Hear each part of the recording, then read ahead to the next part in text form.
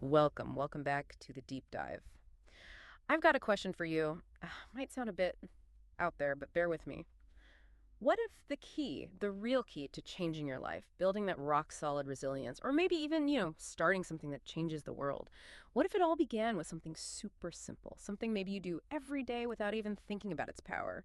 Today, we are diving deep, really deep, into the surprisingly potent but incredibly practical stuff from Admiral William H. McRaven's book, Make Your Bed: Little Things That Can Change Your Life and Maybe the World. Now, if that title rings a bell, yeah, there's a good reason. It's based on that amazing commencement speech he gave back in 2014 at the University of Texas. It didn't just go viral, it exploded. Millions of people were captivated. So our mission today, we're going to pull out, unpack, really get into 10 core life lessons, lessons Admiral McRaven learned the hard way during Navy SEAL training and his long military career. And we want to show you, our listener, how these principles, which sound simple maybe, but were born in intense situations, how they build discipline, resilience, leadership, for anyone. We're basically trying to give you a shortcut here, right? A direct line to some powerful, usable wisdom you can start with tomorrow morning. So, okay, let's unpack this. How can SEAL training, that intense world, teach us anything about making a better cup of coffee, let alone a better life? Let's find out. It's a great question, isn't it? And kind of a paradox. What's really fascinating, I think, is how these incredibly intense, high-stakes experiences, moments where everything's on the line, life or death stuff sometimes, how they get boiled down into principles that just resonate like way beyond the military, way beyond the battlefield. McRaven doesn't just, tell war stories. He pulls out these universal truths about human nature, about pushing through, about what actually builds success. He takes these big ideas, leadership, character, resilience, and grounds them in stuff you can actually picture. Real stories. And that's what makes it hit home for you, no matter what you do, what challenges you're facing. It's that mix, that blend of raw personal experience from extraordinary situations and just, timeless wisdom for everyday people. Couldn't agree more. It's not just theory, is it? It's wisdom hammered out in like real-world pressure cookers that gives it weight. So let's dive right in. The first pillar, the foundation of discipline. And yeah, it starts small, really small. The foundation of discipline, small actions, big impact. Lesson 1. Start your day with a task completed, make your bed. Okay, Okay. Braden says this is the starting point, the foundation. And, on the surface, it sounds almost ridiculously simple, making your bed. What's the big deal, right? But he argues pretty convincingly that this one little act gives you an immediate hit of pride, a feeling of accomplishment right off the bat. And that feeling, he says, sets a positive tone, kicks off your whole day in the right way. It is profoundly simple. But the ripple effect psychologically, it's huge. Just think about it. That moment you wake up, before the emails flood in, before the day's chaos starts, you've got this chance. By just making your bed, you take control of your little corner of the world right away. You finish a task, something concrete. It's not really just about tidiness, though. Yeah, that's nice too. It's about starting this positive feedback loop in your brain. Like, okay, task 1, done.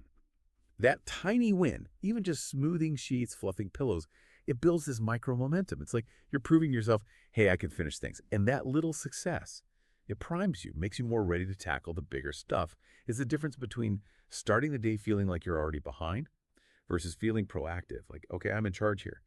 Some experts call it a keystone habit, a small change that unlocks other positive habits. That's it, exactly. It's not really about the bed, is it? It's about building that habit. Execution, follow through. If you commit to the seemingly small thing, you're actually training your brain. And you can apply that same focus to, say, knocking out that difficult email first thing, or organizing your desk before you dive into a big project, or pushing through that last rep at the gym when you want to quit. It teaches your brain, completion feels good, let's do more of that. And the resilience part McRaven talks about is really interesting too. Even if you have a truly awful day, like everything goes wrong, he says you still come home to a bed you made. It's this small, quiet anchor, a little reminder that you controlled something that day, a bit of order. And it holds that promise, doesn't it, of a fresh start tomorrow, like a mental reset button. Precisely. It's a guaranteed win, right? Yeah. Especially on days when the bigger wins feel impossible. It just subtly reinforces you can get things done, even when everything else feels chaotic. So for you listening, maybe think about this. Is there a small, consistent task you could do first thing? Something that gives you that bit of momentum. Maybe it's not making the bed. Maybe it's 5 minutes of quiet, or planning your top 3 tasks, or just clearing the breakfast dishes right away. Find your cornerstone habit, whatever it is, something to anchor your day and build that mental muscle. It's about proving to yourself every morning that you're capable of taking action. Right. So, okay, if starting small sets the stage, builds that individual win, where does McRaven go from there? Because that individual strength is great, but, well, sometimes the challenges are just too big for one person, right? You can't do it all yourself. The power of connection, finding strength in others. Lesson 2, you can't go it alone. Find someone to help you paddle. Yeah, this shifts perfectly. From individual discipline to the power of working together, McRaven really hammers this home. Life, especially the tough parts, is a team sport. You just can't have lasting success, especially when things get really rough, without trust and teamwork. And the SEAL training context here. Yeah. It's absolutely vital to get the literal weight of this lesson. During those brutal exercises, it wasn't just, hey, maybe help each other out. It was survival. Think about carrying those massive inflatable boats for miles, over rough ground, through freezing water, often in the dark, exhausted.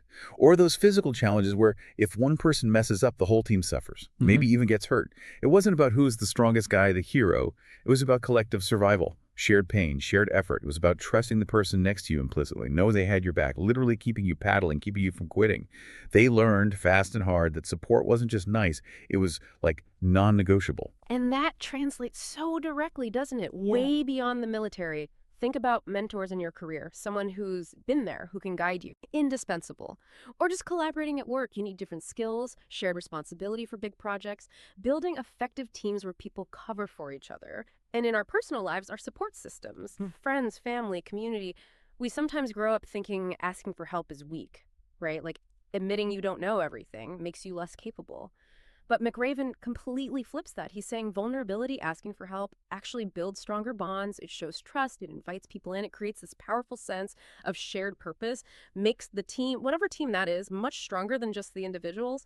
It's just how humans work best. Yeah, and if you look at the bigger picture, it's not just about being more efficient, although that often happens too. It's about building that human safety net.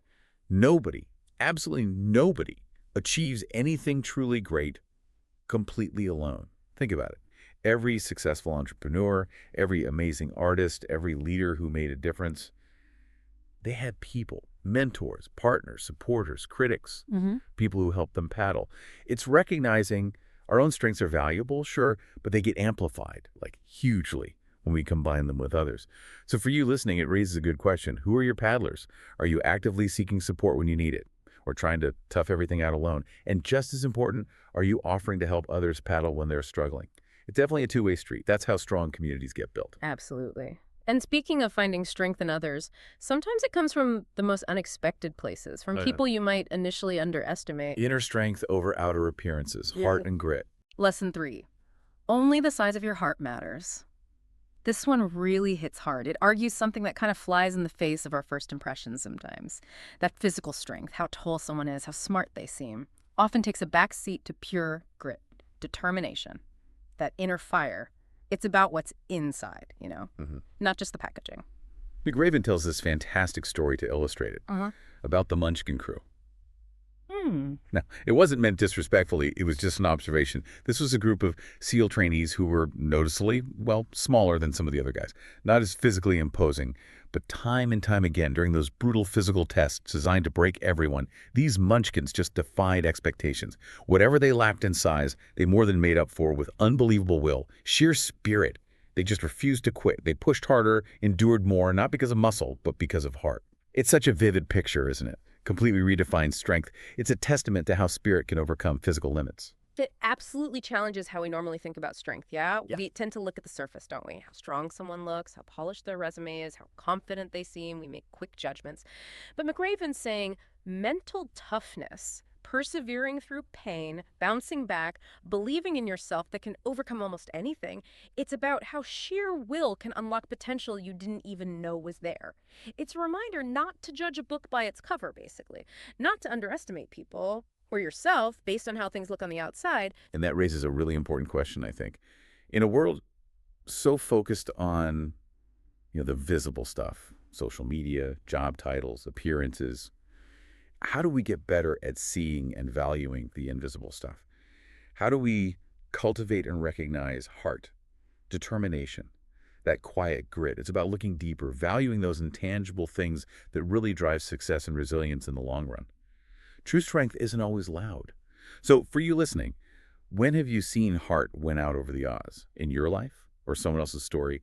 And maybe more importantly, how can you cultivate that inner strength, that grit in your own challenges? Because at the end of the day, that internal fire is what gets you through when other things fail. Yeah, but even with all the heart in the world, life isn't always fair, is it? Sometimes it just throws curveballs. Sometimes it's just plain unfair. Navigating injustice and adversity, the unfairness of life. Lesson 4.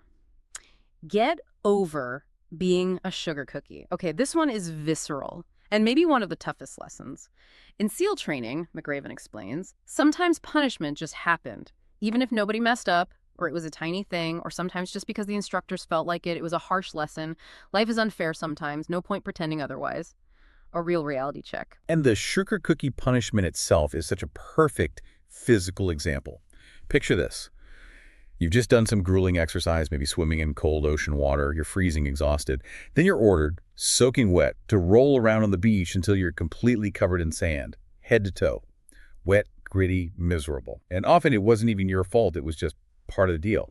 The core lesson here isn't about the unfairness itself, though. Critically, it's about your response to it. It's about pushing through despite the injustice. Not whining, not getting stuck on it's not fair, but just accepting it and moving on. It's about radical acceptance, really. That's the absolute key, isn't it? Accepting what you can't control the situation, the arbitrary setback, and focusing immediately on what you can control, which is your reaction. Our next step, it shifts your whole mindset away from being a victim towards being resilient. Instead of getting caught in that why me loop, which just drains you, you learn to say, okay, this sucks, this is uncomfortable, but what now? How do I move forward? It's like you disarm the situation's power to completely derail you.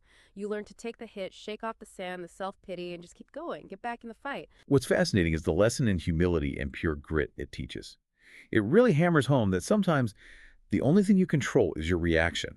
You can't control the cold water, the sand, the order, but you can control your attitude, your decision to keep moving. This kind of brutal training prepares you for real life, right? When things don't go your way, when setbacks happen that aren't your fault, when you just get dealt a bad hand. Because life is unfair sometimes. So for you listening, maybe reflect. How do you react when life feels really unfair? Do you get stuck, angry, full of self-pity? Does it stop you? Or can you try to adopt that sugar cookie mindset? Acknowledge the discomfort, accept the unfairness of the moment, and find the strength to push through anyway. Knowing your persistence matters more than the injustice itself. Yeah. And speaking of pushing through discomfort, sometimes the biggest growth happens when you actually lean into the things that scare you, not avoid them. Embracing challenge and risk growth through discomfort. Lesson 5. Don't be afraid of the circus. Right, so the circus and SEAL training, definitely not fun and games, not at all. It was something they dreaded. It was basically extra punishment, like 2 more hours of incredibly hard physical training if you failed to meet a standard during the day, designed to break you, make you terrified of failing again. But here's the twist, the paradox McRaven points out. It's almost counterintuitive. The guys who ended up in the circus regularly, they didn't just survive it, they actually got stronger, faster, more resilient than the others. So what was meant as punishment accidentally became this accelerator for growth. It reframed failure not meeting the standard into this weird opportunity for getting better. That's the core of a growth mindset, isn't it? Seeing challenges, even punishments, not as roadblocks, but as chances to improve. The circus became their edge. It's such a powerful way to think about failure, not as an endpoint, but as fuel. And you can see how that applies outside the military too, right? Like taking on that extra project at work that feels overwhelming, the one that really stretches you. Or learning a difficult new skill that feels way outside your comfort zone. Or just pushing yourself harder even when you haven't failed, just because you know more effort leads to more growth.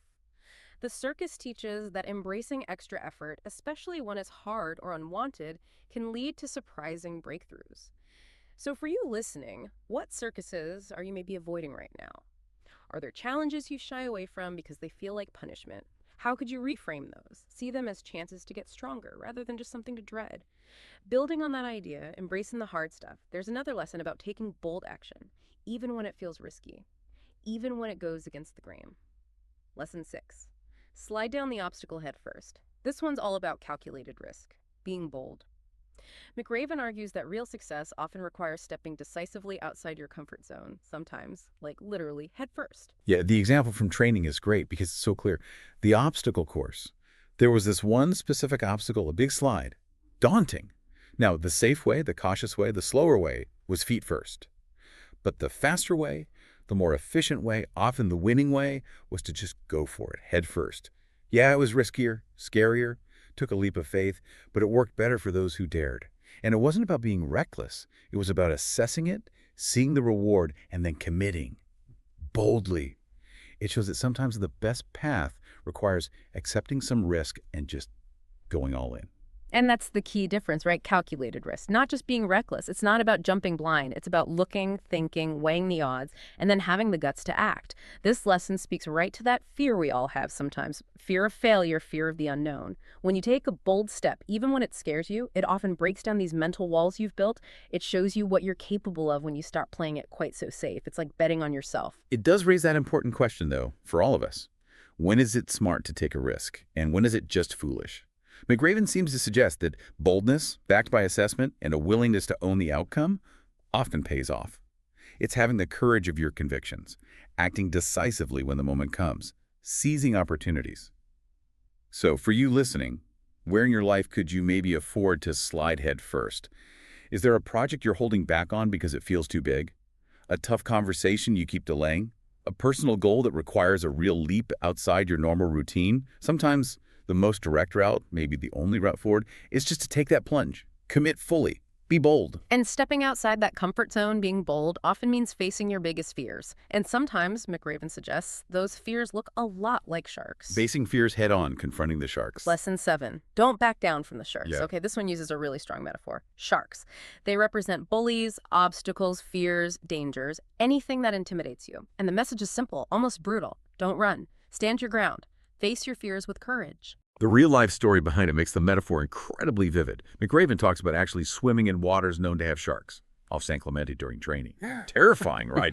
And the instruction from the SEALs, it was chillingly direct. If a shark comes at you, don't panic, don't try to swim away, stay calm, and punch it right on the nose. Now, obviously, it's not just about fighting sharks. It's a mindset. It's about choosing to engage with what scares you, not letting it control you or make you flee. Asserting yourself against intimidation, taking control despite the fear. And those sharks, they show up everywhere in life, don't they? Usually not with fins. It could be that difficult conversation you need to have with a demanding boss or maybe a relative. It could be people who seem to block your path professionally, or just those internal anxieties, the ones that stop you from going after what you want. Even something common like fear of public speaking can feel like facing a tank of sharks. So the act of standing your ground, punching the shark, translates directly. It's about finding the mental strength to confront those fears, to speak up, to act, instead of avoiding or letting the fear win, drawing a line. Yeah, and if you think about it, avoiding the confrontation, whether it's a person or a situation or just a fear inside you, usually just makes it worse, doesn't it? Give the shark more power over you. McRaven's lesson is really a call to take back your agency. Face what intimidates you. Don't flee. He suggests that by confronting our fears, we actually shrink them. And we often find this inner strength, this courage, we didn't even know we had. It's empowering. So for you listening, think about it. What sharks are circling in your life right now? A big deadline, a tough talk you're avoiding, a personal challenge that feels overwhelming. How can you apply this lesson? How can you stand your ground, metaphorically punch that shark, and take control back from your fear? Exactly. And it's often right in those moments, isn't it? When you're facing down those fears under intense pressure that your real character emerges. Character under pressure, Yeah. the darkest moments. Lesson 8. Be your very best in the darkest moments. This is such a deep insight, maybe a bit unsettling too. McRaven argues that you don't really see someone's true character, their core values, their leadership potential when things are easy, when the sun's shining. No, you see it when they're at their absolute worst, under extreme pressure, when everything's falling apart and hope seems gone. It's in those darkest moments, he says, that real hope, real leadership shines the brightest. He tells a powerful combat story to illustrate this. A moment of just extreme stress, chaos, where things look impossible. In situations like that, all the masks come off right. There's no room for ego, for pretending. Only the real you comes out. And he describes how clear, calm leadership and just this unwavering sense of hope can emerge from utter chaos. It's about staying composed when everyone else is losing it, making smart decisions when everything's confused, inspiring people when logic says it's hopeless. That's the crucible. That's where real leaders show up, finding light when it's pitch black. Adversity really is like a crucible, isn't it? Brutal, but clarifying. Those extreme challenges, they don't just test your skills, they strip away everything superficial. They show what you're really made of, your core values, your resilience. And the role of hope and leadership then is just massive. A leader's calmness, their quiet confidence, their simple belief that things can turn around, even in a crisis that can pull an entire team through. It's the lighthouse in the storm, helping people not just survive, but maybe even come out stronger. Think about big crises at work, major personal setbacks, leading a team through really tough times. How you act, your attitude then, that's what defines your leadership. So for you listening, it's worth reflecting on, maybe. When have your own darkest moments, your toughest trials, maybe revealed strengths you didn't know you had. Perhaps a failure forced you to be creative in a new way. Or a personal hardship uncovered reserves of empathy or resilience. And looking ahead, how can you prepare yourself mentally, emotionally, to lead with hope, to be that calm center when things get rough? Because it's not just about getting through it yourself, but helping others get through it too. It's a powerful testament to the human spirit, really, our capacity for courage in the dark. And sometimes finding that hope, that spark, involves doing something totally unexpected, something that almost defies logic, like, say, starting to sing when you're literally buried in mud. The power of attitude, inspiration, and adversity. Lesson 9. Start singing when you're up to your neck in mud. This lesson paints such a vivid picture, almost absurd, but incredibly powerful. McRaven talks about Hell Week, that notorious period of nonstop, brutal training, almost no sleep, designed to break recruits. And he describes being buried in freezing cold mud. Like, up to their necks, with his fellow trainees. Just pure misery, total despair, designed to make them quit. And then one guy, just one guy, in the middle of all that suffering, starts singing. Yeah, the detail of the freezing mud, being trapped in it during Hell Week. Oh. When your body is screaming, your mind is begging you to stop. Okay. It makes the singing just incredibly powerful, almost funny in its audacity. And that's why it worked. It wasn't just a song. It was pure defiance, a rebellion against the misery. And what's amazing is how contagious that was, that sheer force of will. One voice in that pit of despair lit a spark. And soon, others joined in. Despite the cold, the exhaustion, the pain, that collective act of spirit, refusing to surrender to the suffering, helped them endure something designed to be unbearable, a shared moment of triumph over misery. It shows that contagion of positivity so clearly, doesn't it?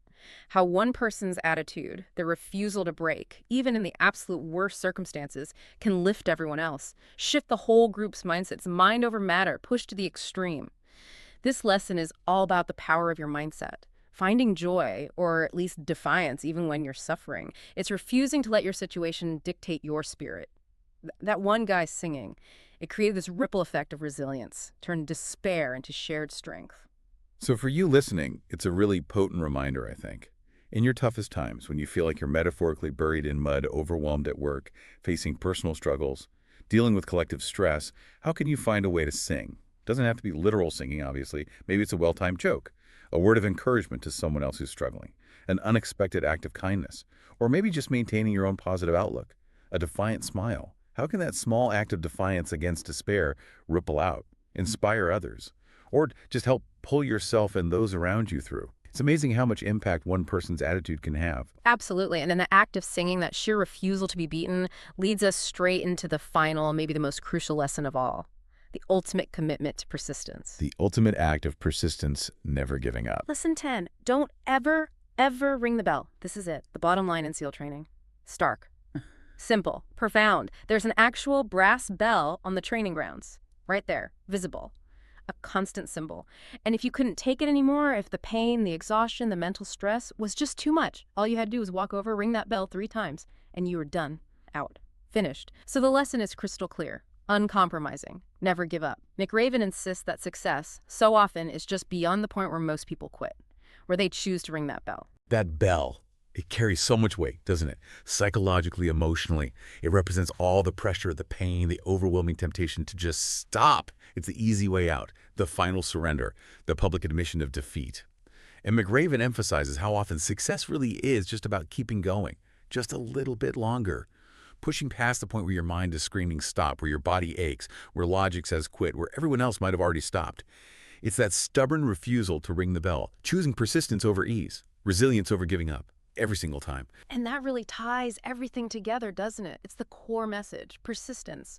Often quiet, often grueling. But it's frequently the one thing that separates those who reach their goals from those who don't. It's about finding that last little bit of willpower, that final surge. Think about anything significant you've achieved. Finishing a tough project, learning something hard, getting through a crisis, building something. Wasn't there a point, probably many points, where you just wanted to throw in the towel? Ring the bell, walk away. This lesson tells you, flat out, don't. Dig deep. Find that inner strength, because often the breakthrough, the success, is just one more step away. But it raises that question, right? How do we find that last ounce of tenacity, that grit? When everything inside is screaming stop, McRaven's experiences suggest it's often about just refusing to quit, breaking the big goal down into the very next step, focusing only on that, not the huge distance left to go. Keeping your eyes on the goal, not on that shiny, tempting bell. So for you listening, maybe the final reflection is this. When have you been tempted to ring the bell in your career? A personal struggle, a long-term goal that seems impossibly far off.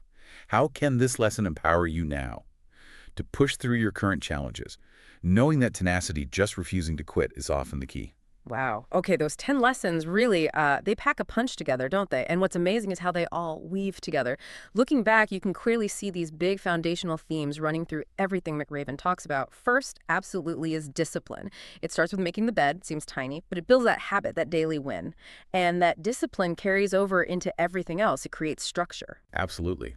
And right alongside discipline, completely intertwined, is resilience. This message comes through again and again. Yes. Life's tough. It's unpredictable. Yeah, it's unfair sometimes. But, and this is the key part, you are tougher. Bouncing back from failure, from those sugar cookie moments, from the circus challenges, that's not just about survival. It's what lets you keep moving forward, adapt, thrive. It's your shock absorber. Then there's leadership. And McRaven's not just talking about military command here. He shows how real leaders support their team, literally helping others paddle. They take responsibility, they show that incredible calm and courage in the darkest moments, and they inspire people just by their actions, their attitude, like the guy singing in the mud. It's leadership by doing under pressure. Which leads straight to courage. That's the thread connecting so many lessons. Facing challenges head-on, even when you're scared, stepping outside your comfort zone, confronting those sharks, whether they're people or situations or fears, daring to slide down the obstacle head first when the safe path looks easier. It's just core to living effectively, isn't it? The backbone of taking action. And finally, kind of wrapping around all of it, is this deep sense of purpose. McRaven keeps coming back to this idea. Every small action matters. Making your bed, refusing to ring the bell, each choice, each act of discipline, resilience, leadership, courage, it doesn't just shape your life. It ripples out. It affects your team, your family, your community, maybe even the world. It's this powerful idea that what you do, even small things, has consequences. And what's really striking, I think, what we've tried to show today is how these lessons aren't separate things you just pick from. They work together, they reinforce each other. It's a whole system.